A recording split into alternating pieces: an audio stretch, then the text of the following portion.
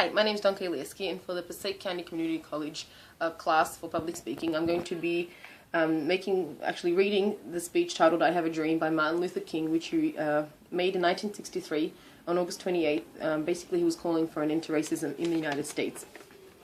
I'm happy to join with you today in what will go down in history as the greatest demonstration for freedom in the history of our nation. 50 years ago, a great American, in whose symbolic shadow we stand today, signed the Emancipation Proclamation. This momentous decree came as a great beacon light of hope to millions of Negro slaves who had been seared in the flames of withering injustice. It came as a joyous daybreak to end the long night of their captivity. For 100 years later, the Negro is still not free. And so we've come here today to dramatize a shameful condition. In a sense, we've come to our nation's capital to cash a check. When the architects of our republic wrote magnificent words of the Constitution and the Declaration of Independence, they were signing a promissory note to which every American was to fall here. This note was a promise that all men, yes, black men as well as white men, would be guaranteed the unalienable rights of life, liberty, and the pursuit of happiness. It is obvious today that America has defaulted on this promissory note insofar as her citizens of color are concerned.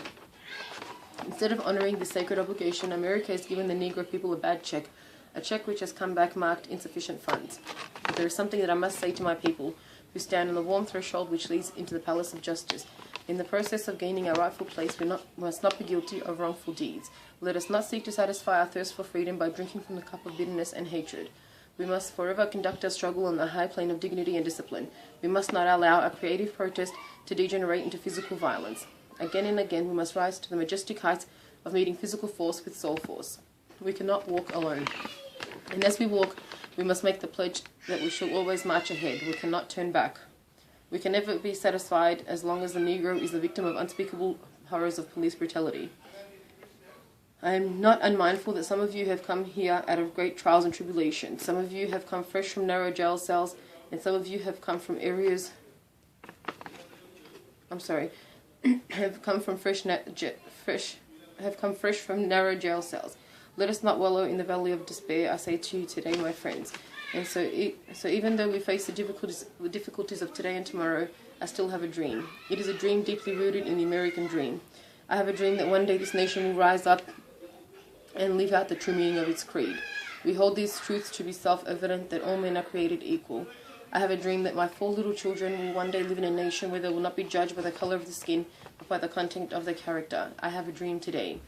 I have a dream that one day down in Alabama, with its vicious racists, with its governor having his lips dripping with the words of interposition and nullification, one day right there in Alabama, little black boys and black girls will be able to join hands with little white boys and white girls as sisters and brothers. I have a dream today. And if America is to be a great nation, this must become true. And so let freedom ring from the prodigious hilltops of New Hampshire. Let freedom ring from the mighty mountains of New York. From every mountainside, let freedom ring.